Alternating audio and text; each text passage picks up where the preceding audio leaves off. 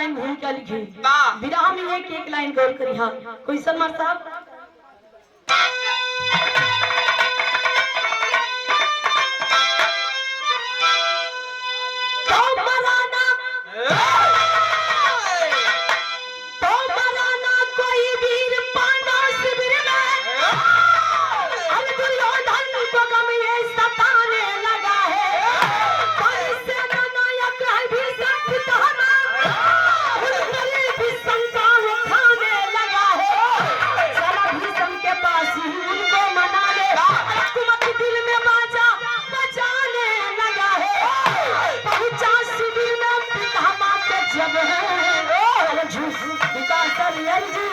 सुनाने लगा है।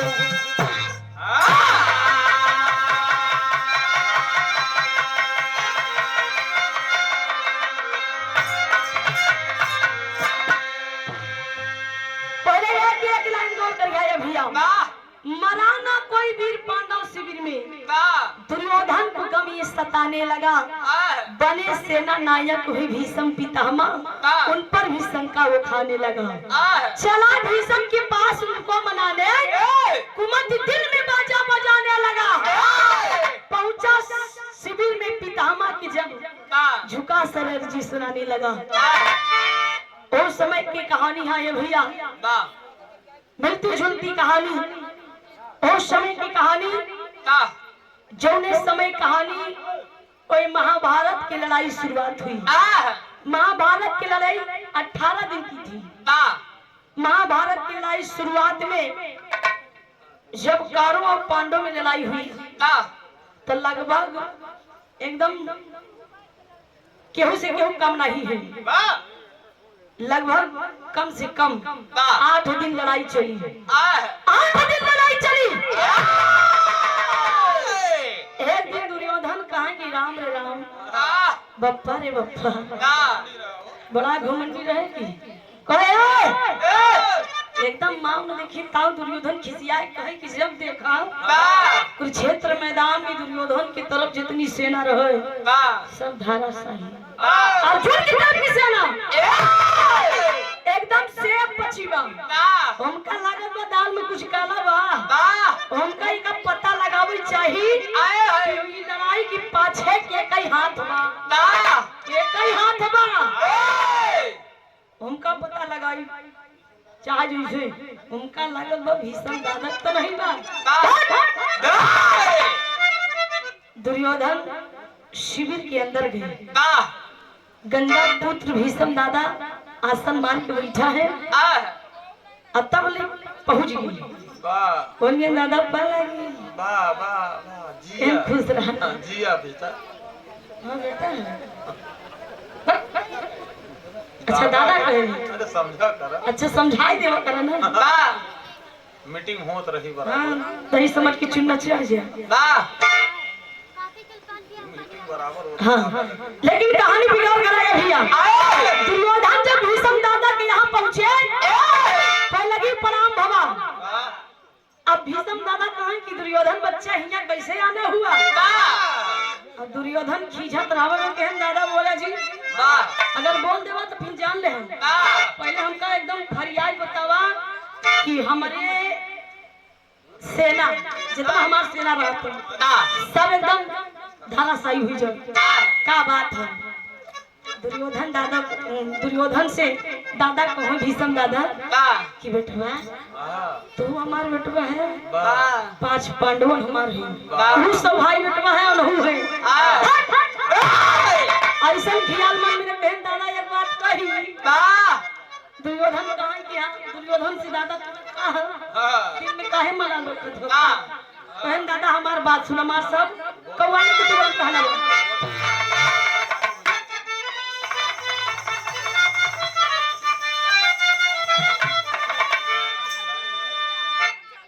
वाह एकदम मिजाज में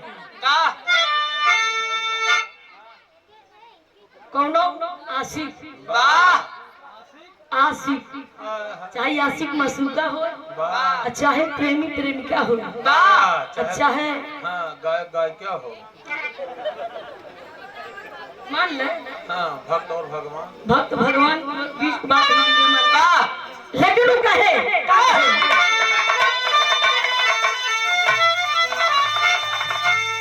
सब कुछ हमें अल्लाह के दिन दिया।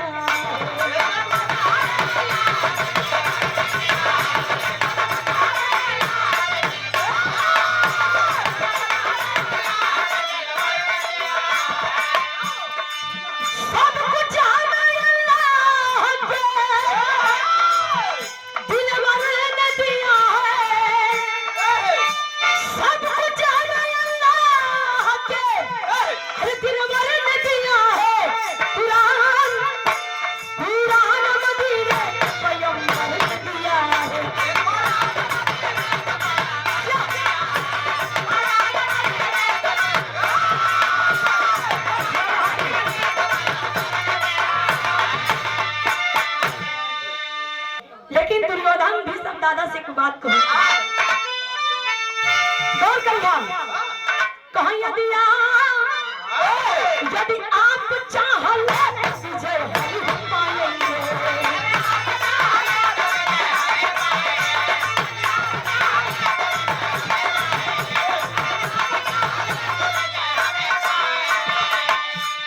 यदि आप चाहले तो विजय हम ही पाएंगे। यदि आप चाहले तो विजय हम ही पाएंगे। विजय हम ही पाएंगे। विजय हम ही पाएंगे। दुर्योधन जी दादा से कहो निश्चय ही पांचों पांडव हमसे हार जाएंगे।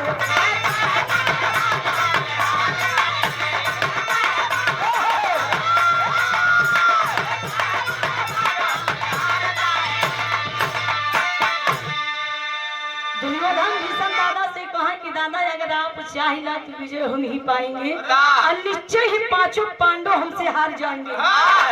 दादा जब इतनी बात सुने दुर्योधन के डांट के कहले इतना अहंकार आपको हो गया है, किस बात का अहंकार है? कौने बात भी गुमान हा घमंड हा बतावा। कहन दादा तुम्हारे जैसे महान व्यक्ति होते हुए हमारी सेना जब लड़ाई के मैदान में जाती है धाराशायी हो जाती है, हमें कष्ट होता है। आप सेनापति हैं। दादा को देरिया सोचन विचारन कहन की लागत बा पाँच है छोटी ना। दादा कहन देखा हमसे वादा करा कि जब हम तोसी प्रतिज्ञा लेते हैं ये बात के हमको पता ना चली चाहिए। दुर्योधन कहन दादा हमरा बाएं हाथ को खेल बा ये बात हमरे तोहरे अलावा तीसर का आदमी के हूँ जानी ना। कहन बतावा दादा कौन प्रतिज्ञा बा? कहन हम तोसी प्रतिज्ञा करत हई कि कल के लड़ाई में 9वें दिन के लड़ाई में हम पांचों पांडवों को मार गिराऊंगा मार डालूंगा। लेकिन ये बात केहू को पता न चले हमसे वादा करें। दुर्योधन कहन दादा तोसी वादा करत हई कि ये बात हमरे तोहरे बीच से तीसरा केहू न पता पाई। लेकिन कहा गवा कि पेटे पानी केहू के बचत नहीं। दादा पढ़ कैली है। अब यह दुर्योधन जब घर जात बा जैसे केहू मिला तो कहीं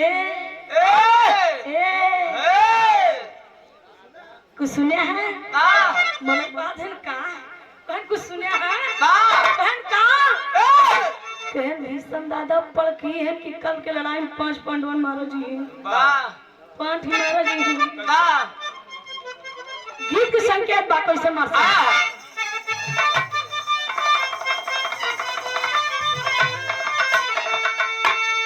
कोनो लड़के के बियाह हो बियाह हो ये मतलब बियाह में फंस गई दुल्हन बड़ी ठीक ठाक है ऐसे भाई बताए ना सोना के नहीं एकदम सजी बजी हां 4-6 मुट्ठी की रहेगी नहीं हम मान ले सोना की नहीं तो मान ले नहीं कोनो लड़कियां रही बियाह पहले दुल्हन बड़ी टाइम मिली लेकिन अनपढ़ छेदवा छोड़ रहा आहो ओकर नाम रहा छेदवा अच्छा अच्छा, दुल्हनिया के दुल्हनिया पतिवा का नाम छेदवा रहा। अच्छा, आदमीवा के समझाई बता दियो करा झुक जाओ। अपने दोस्तन के समझाओ भाई, बियाह करे तो बहुत एकदम छानबीन के बियाह करे। का कहे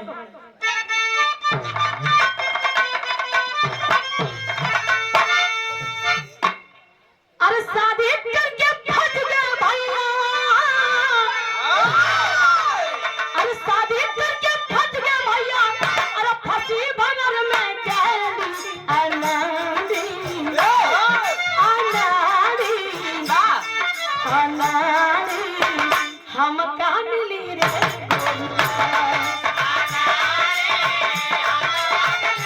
जिया जिया।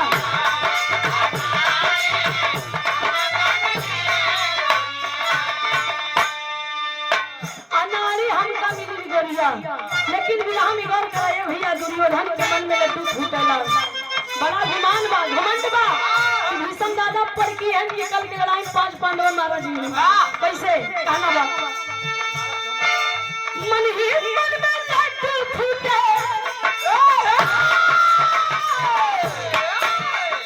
मन ही मन में लड्डू फूटे, तिरुपति खुशी मनाई। ए भाई सुनना, ए भाई सुनना, कल हम लड़ाई। ए भाई सुनना,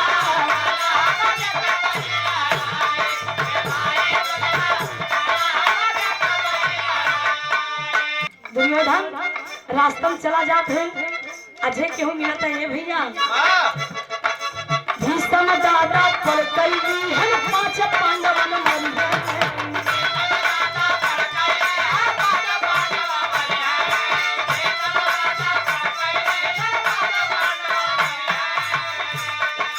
बढ़ा गुरु ने हरियर झुल के,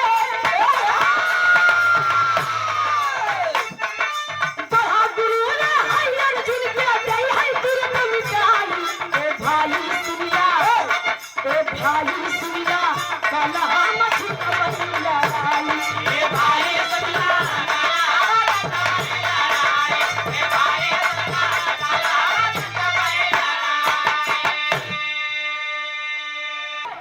दुर्योधन के बड़ा गुमान हुई है, घमंड हो गया। आपका हम क्षण भर में लड़ाई कल जीत ले, 5 पांडव मारा जो यही पूरा राजपाट को मालिक हम अकेले हो जाए, बड़ा गुरूर बा। लेकिन रे भैया यही से कहानी मोल ले बा। रास्ता में चिल्लात जात हैं, द्रौपदी अपने महल में सोरा श्रृंगार करत बा, 16 श्रृंगार करत बा। कुल श्रृंगार करे बा जैसे सिंदूर का डिब्बी खोल के तेल लगावे चाहत बा। वैसे दुर्योधन को बतिया सुन गए कि कल के लड़ाई में 5 पांडव मारा जाएंगे। अब द्रौपदी जब सुने तो आंखों में आंसू आ गई। अब द्रौपदी कहने लगी है भैया आज हम सुहागन कला भागन 16 श्रृंगार करे, सिंदूर लगाए कौन मतलब बा। हमार पति जब कल के लड़ाई में मर जाएंगे हम तो एकदम अभागन हो जाओ, कोनो मतलब नहीं बस सिंदूर लगाए। लेकिन फिर भी भागते भागते जाती है मुरली मनोहर कन्हैया की द्वारे पे खड़ी हुई की एक बात कहे मार साहब तेरी के हम कहना बा।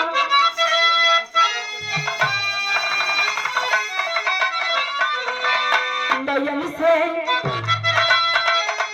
उसकी धारा बह चली, और नयन से उसकी धारा बह चली, 5 पति हमारे रण में जल मारा हो मारा। नयन से उसकी धारा बह चली, 5 पति हमारे रण में जल मारा, नयन से उसकी धारा बह चली। लेकिन ये भैया उस समय द्रौपदी जाके मुरली मनोहर के दरवाजे पर खड़ी हुई की आंखों में आंसू लेके पुकारा था।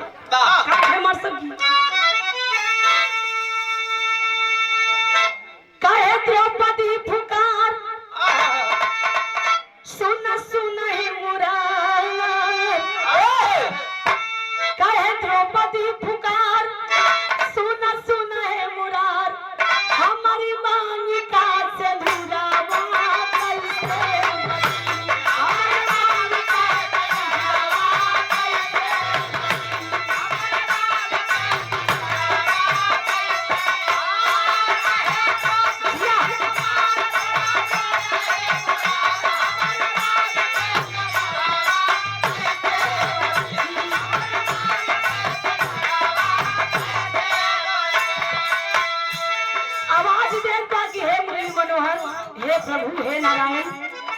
हमार सहायता करा, हमार रक्षा करा।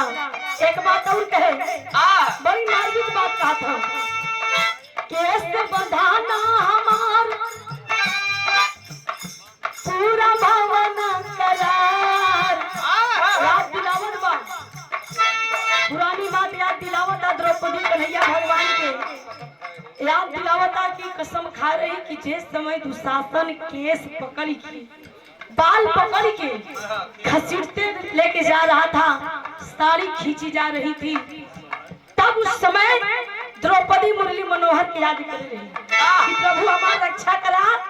तब वो द्रौपदी कहा कि जब आपका लाज जा रही थी, सम्मान जा रहा था, पूरे समाज का सम्मान जा रहा था, तब आपकी साड़ी का चीर बढ़ा दी। जब आज हमारा सुहाग गुजरे वाला बा तो चैन के नींद सोत हुआ। तुम्हें कहा केस बंधाना हमार पूरा भावना करार, हिमपुर पति झगड़ावा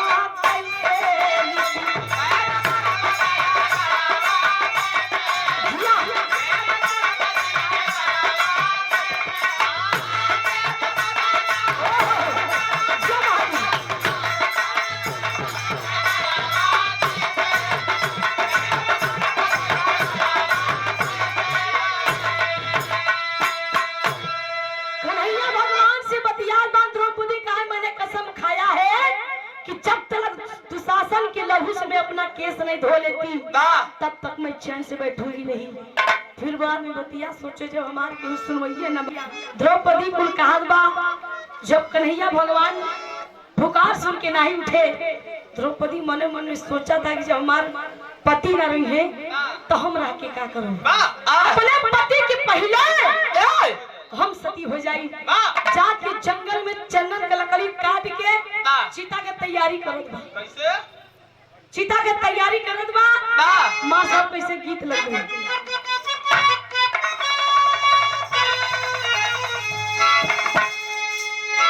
बड़ी पुरान गीत बा, बताए ना, जैसे पुरान चाऊ, पुरान दाल, पुरान गुड़, पुरान दाल, पुरान मेहरारू।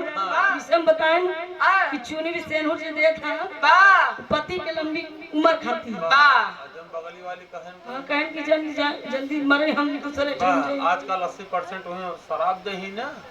चाची हमका लागत है टका दे तू एकदम पीछे तक ले जाती हो। बड़ी सुंदर गीत रहे लेकिन बड़ा बढ़िया गावई।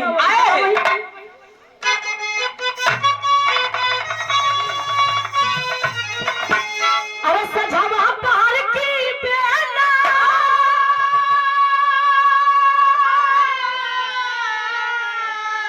अरे सजावा पहाड़ की बेला, नदिया के तीर यही हो, नदिया के तीर पुनवैया बहे नचरा मेरा पुनवैया बहे नचरा।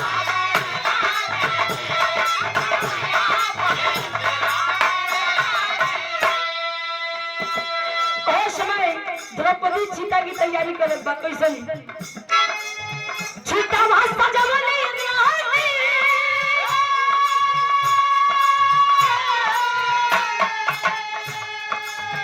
चीता वास्ता जवानी रानी, बहत रे कनीर आई हो, बहत रे कनीर कन्हैया ना बोल बंदे दिया लाके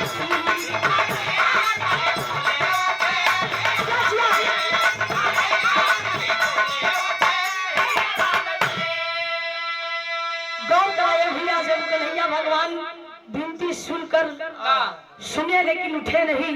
तब द्रौपदी जंगल में जाती है, चंदन की लकड़ी काटकर चिता की तैयारी करके और 7 परिक्रमा करके चिता पे आग लगा के जैसे बैठने चाहा, तब मुरली मनोहर उठे और दौड़ते दौड़ते आए। समझ गए कि अब द्रौपदी जल के राख हो जाएगी, अपने पति के पहले सती हो जाएगी। तब कन्हैया भगवान उठ के गए, कहे द्रौपदी तोरे भक्ति से प्रसन्न हुई।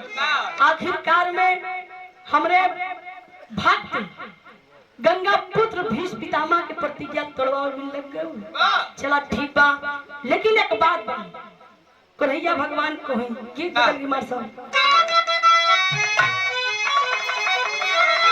गीत बढ़िया संकेत कहलन कोनो कुजला रहे आमे के बगिया रखावत रहे माला उधार चाठी और कह तेरी बिटिनी अरे जिया करे जा ओ बिटिनी चिल्लाने बेटिनी के चक्कर में पड़ा नहीं है। हाँ जब समझ पड़ जाई है जब लपेटाई जाई है माला बियाह शादी हो जाए तब समझ में आई ना सारा बार उसर हो जाए सर ने सफा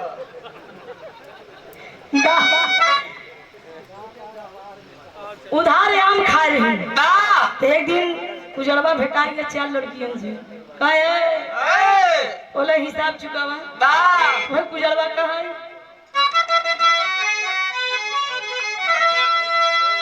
अरे खाई गली लंगड़ा अरे खाई गलू लंगड़ा आम दाम कही जाले देबू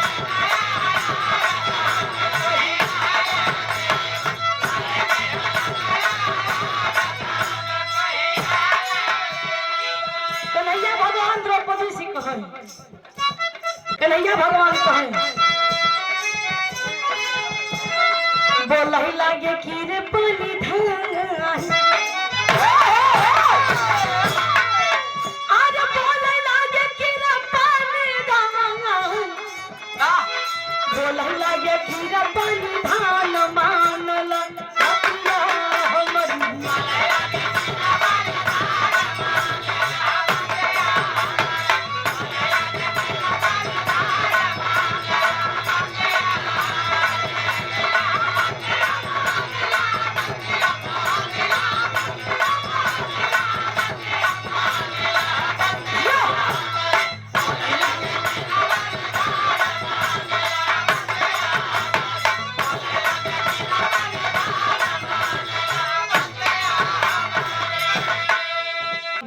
कन्हैया भगवान को है कि देखा हम तोरे भक्ति से प्रसन्न भा है लेकिन एक बात द्रौपदी कि मौके का फायदा तू उठा ले तो जान ला कि तोहार 5 पति एकदम सही सलामत बच जाए आखिर हम अपने भक्त के प्रतिज्ञा तोड़वाए दे चलो ठीक बा लेकिन जैसे जैसे हम कहा वैसे वैसे तो का करी कपड़ी सेनापति गंगा पुत्र भीष्म दादा पर किए हैं कल की लड़ाई में तुम्हारे 5 पति को मार देंगे हम तुम्हारा साथ देंगे लेकिन हम जैसे जैसे कहा वैसे वैसे करेंगे कहें कि चला ठीक बा द्रौपदी हाथ जोड़ के कन्हैया भगवान से कहे कि जान दे दे लेकिन हम आपकी कहे के अनुसार मैं चलूंगी कन्हैया भगवान कहें चला शिविर के अंदर ऐसे समय भीष्म दादा ध्यान में है मौके का फायदा उठा ला अल्लाह भीता भी घूमट काढ़ी लो और घूमट काढ़ी के ई चुड़िया जायु खनकाई दी बोली ना ई जाई चुड़िया खनकाई दी जब खनकाई दे तब देखा आगे का नजारा होता द्रौपदी एकदम भीतर घूमट काढ़ी ले और भीष्म दादा के सामने पहुंच गई वो कब मसा दीपा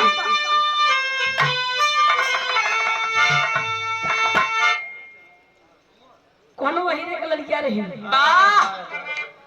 बियाह भरा है लेकिन लबलबात रहा बियाह भरा है लेकिन दुल्हन का गवना नहीं भरी तो दूल्हा पहुंच गया ससुराली दुल्हन से इशारा में बात करे तैयार हो चला दुल्हन में भड़क गई कोई ना ना हम ना जाइए तब कन्या कहत का कहत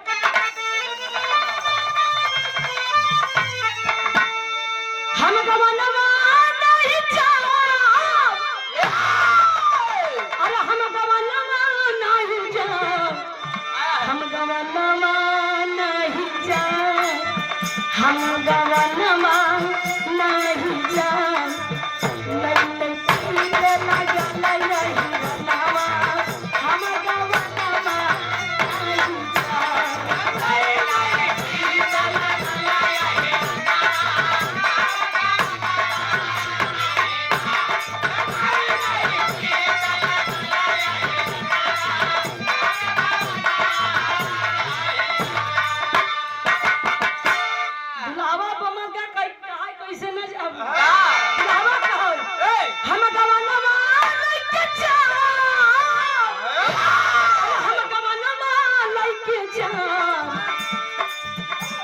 गमनमा लैके जान, हम गमनमा लैके जान, चाहे दूर पड़ाई अहिरनमा, हम गमनमा लैके जान।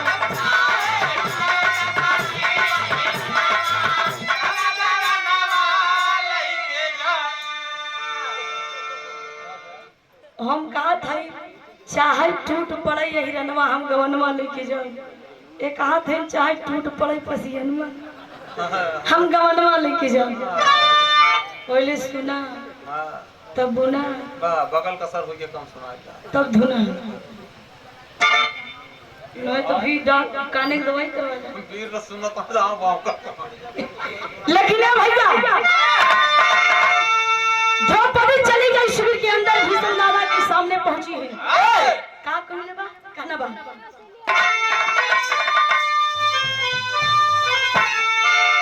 सर झुकाई दिहलना, सर झुकाई दिहलना, सर झुकाई दिहलना, सर झुकाई दिहलना, दादा भीष्म के समनामा, सर झुकाई दिहलना।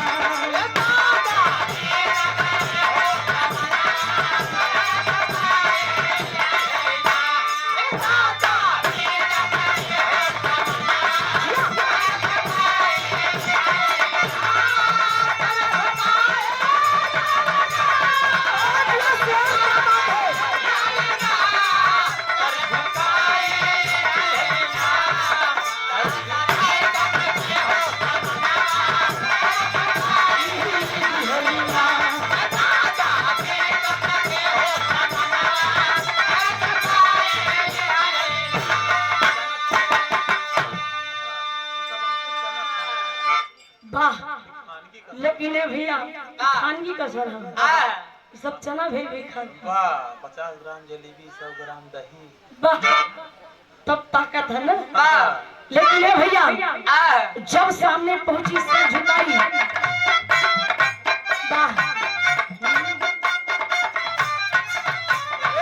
सुन के तब झनकारा पिताना है अपने मुख से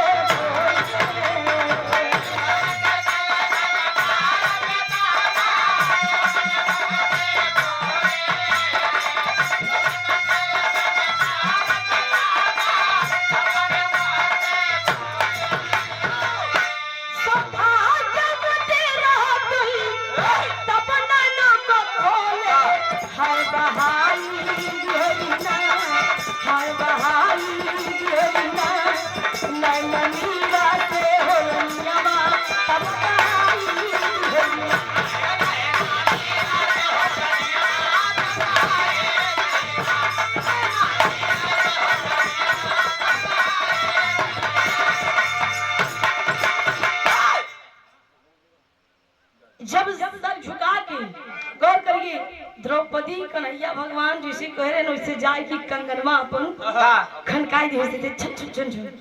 जब खनकाई दे तो गंगा पुत्र भीष्म दादा ध्यान में न किए, मुने मुने कहे नखंड सौभाग्यवती वरदान दे दिए, तो नखंड सौभाग्यवती भाव। अब द्रौपदी घूंट में उठा के ए दादा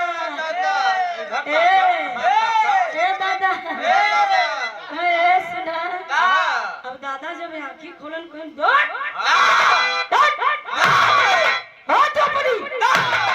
द्रौपदी भीष्म दादा देख देख बड़ा हंसाए। जिंदगी झंड है फिर भी घमंड है, मर हंसाए। भीष्म दादा कहे कि अरे यूपी वाला बाबा सुना था कहे कि हंसाए ये काहे बरे हंसा था। भीष्म दादा समझ नहीं पाए कि काहे बरे हंसत बा। कहने लड़की द्रौपदी किसके साथ में आई हो? कहन दादा एक और दुर्योधन से प्रतिज्ञा करे कि कल के लड़ाई में 5 पांडवन मारा जी है। एक और द्रौपदी का वरदान दे दिया है अखंड सौभाग्यवती, अपने ही जाल में फंस गए। अब भीष्म दादा सोचे थे मैं अपने जाल में फंस गया। वाह डर के कहने लगे ऐ द्रौपदी किसके साथ में आई हो, किस लिए हंस रही हो? अब द्रौपदी को याद करो याद करो, लेकिन अब वो समझ में नहीं है। याद करो उस बगिया को जहाँ लड़ाई हुई थी। अच्छा कहे याद करा, लेकिन अब भीष्म दादा के असर नहीं पड़त बा। नारद भगवान चुंगलखोर आज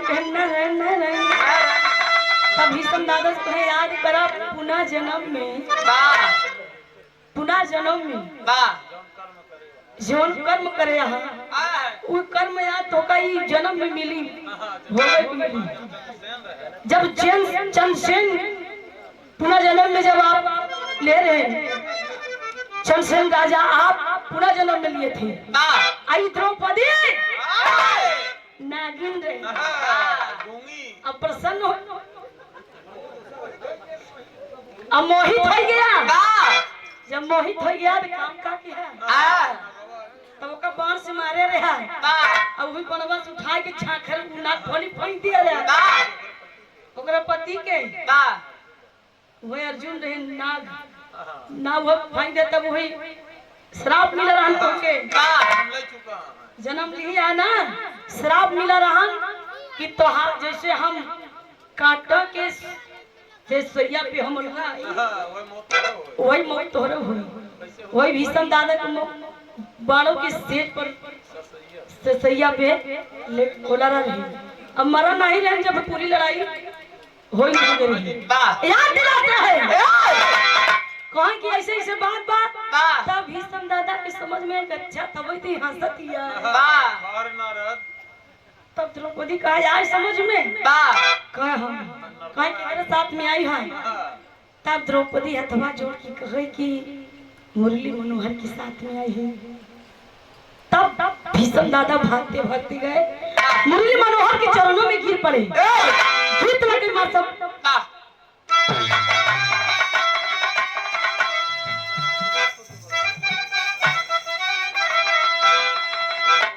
वाह भाई बोले रहे झकोर मारे झिलनी अरे झकोर मारे झिलनी साड़ी लहराई हो झकोर मारे झिलनी।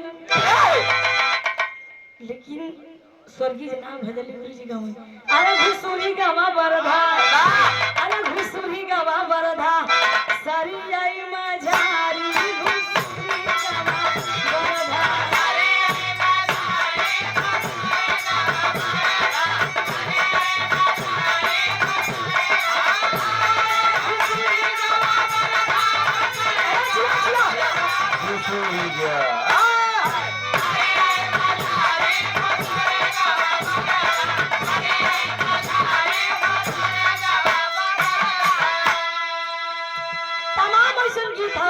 परदेश लौट के नहीं आए पिया परदेश। तमाम ऐसा गीत था दुल्हन का दर्द मर्द बेदर्द समझ नहीं पाए। तमाम ऐसा गीत था बड़ा बढ़िया गावई। एक गीत गावई दादाराम कैलाश स्वर्गीय दादाराम कैलाश मार सकते एक गीत बजा देता हूँ।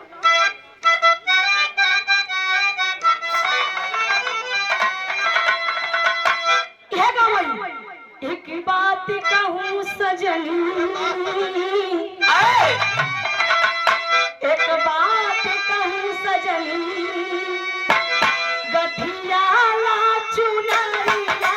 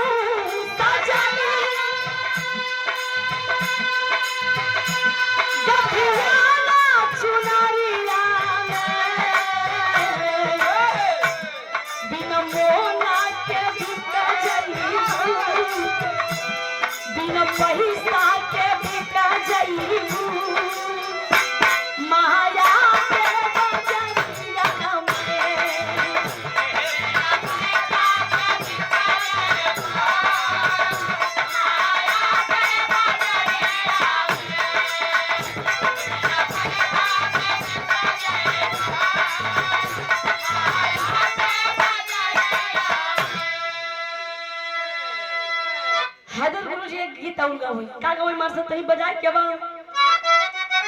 वाह ये गवई गइल ससुरारी अरे ससुरारी ससुरारी गइल ससुरारी बन के दुल्हा हम एक कमाल करती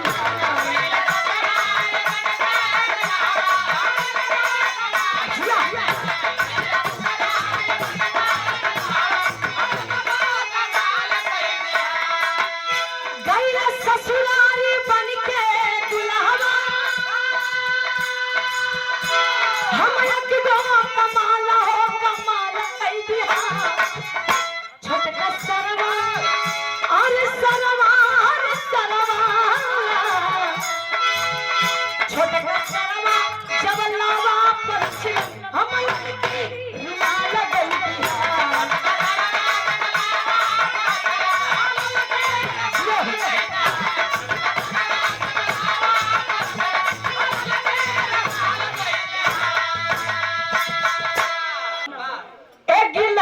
गाँव का गाँव मार साथ नहीं बजा देते एक लाइन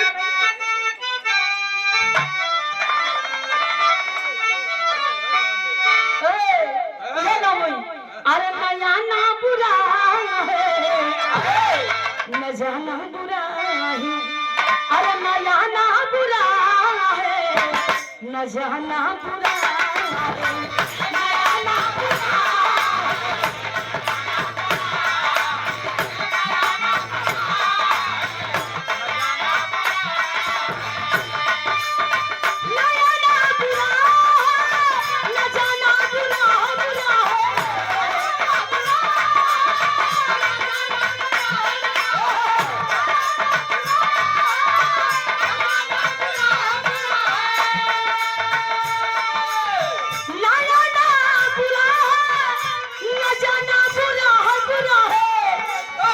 आने जाने में कोई बुराई नहीं है अब बुराई के बाबा हसीनों से दिलना हसीनों से दिलना लगाना हसीनों से दिलना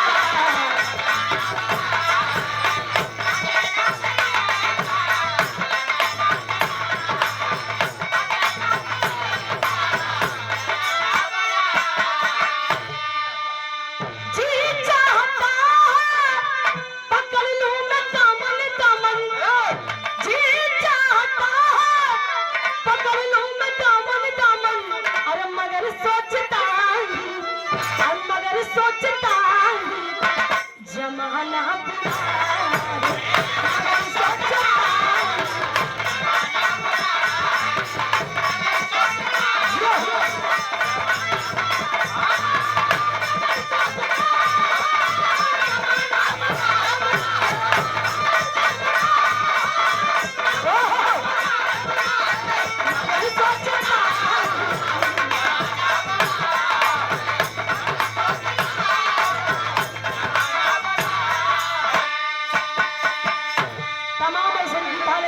में बस 5 मिनट की विदा है उनका कन्हैया भगवान के चरणों में भीषम दादा गिर पड़े और कहना बा कोई शर्मा साहब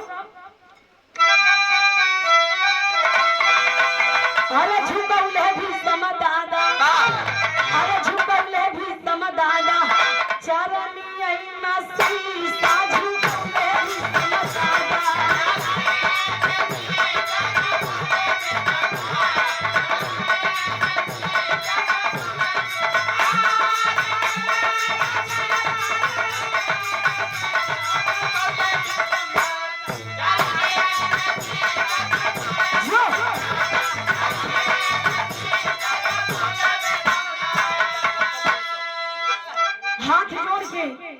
कन्हैया भगवान के चरणों में गिर पड़े कहने लगे कि प्रभु आपने हमारे साथ ठीक नहीं किया मैंने दुर्योधन से प्रण किया था कि कल की लड़ाई में 5 पांडवों को मैं मार गिराऊंगा लेकिन आप छल करके मेरे साथ मेरा प्रतिज्ञा तोड़ दिए लेकिन याद रखो हे प्रभु हे भगवान आपको भी अपना प्रतिज्ञा तोड़ना पड़ेगा लड़ाई के मैदान में आप भी अपना प्रतिज्ञा तोड़ना पड़ेगा तब कन्हैया भगवान कहेंगे जाओ सेनापति भीष्म दादा तो समझा के कहने लगे कि भीष्म पितामह जी जाओ दुर्योधन की ललकार की कह दो कुरुक्षेत्र मैदान में अपनी सेना सजा के ललकार के आए, कोई दिक्कत नहीं यार। अर्जुन को मैं कहता हूँ कि अपनी सेना सजा के कुरुक्षेत्र मैदान में आए, जंग की लड़ाई हो गई भैया। 90 दिन के महाभारत की लड़ाई की शुरुआत में कहना बा आल्हा के भाव में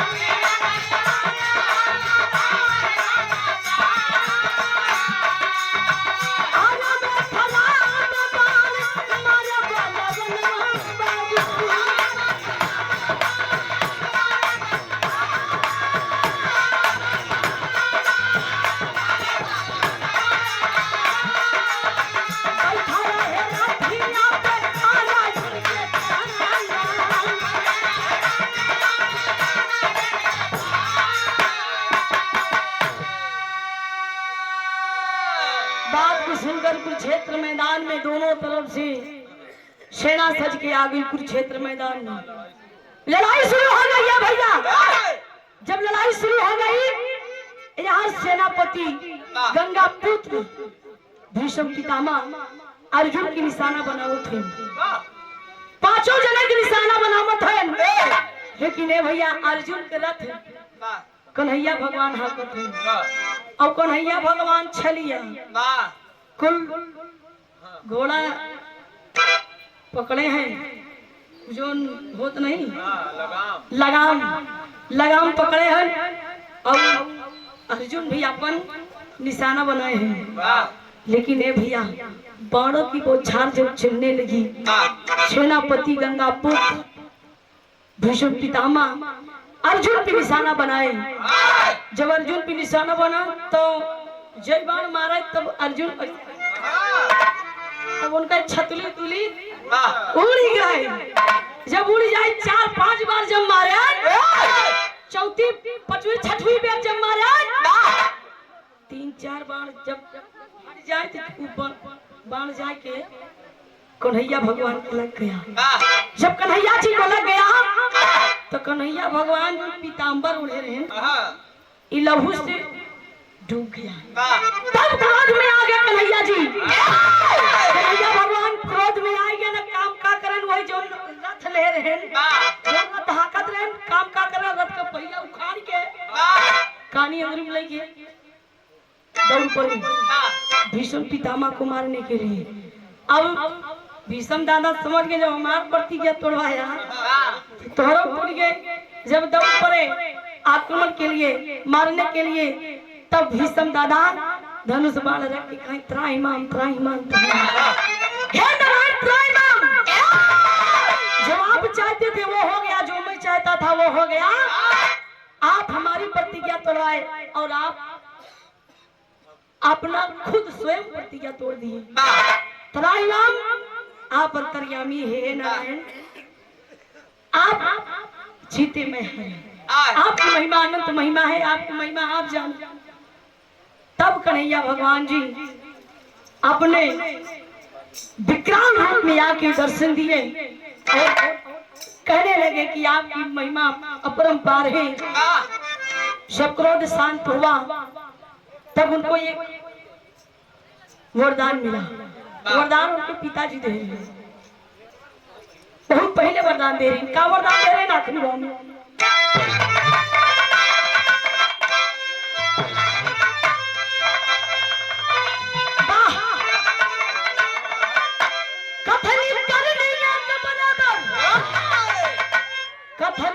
करनी एक बराबर। गंगा पुत्र भीष्म पितामह जो कहते थे वो करते थे। जेकरा करनी में और कथनी में कोनो अंतर नहीं बा।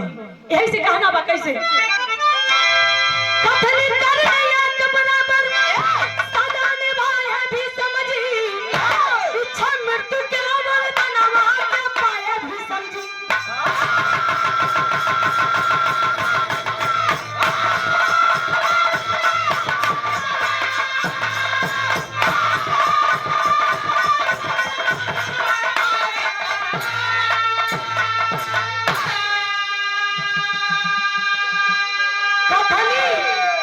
कथनी करनी एक बराबर सदा निभाए भी समझी इच्छा मृत्यु के वरदानवा के पाए भी समझी।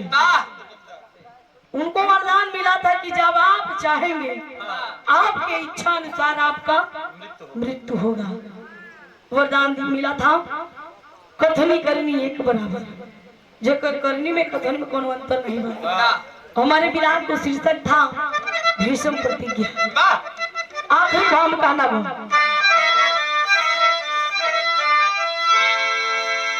बुद्धगम पंधारी कहते धन प्रभु की माया राम सिंह गुरु बच्चा यादव लिखे माँ की छाया। अरे नयन से यश की धारा बह चली अरे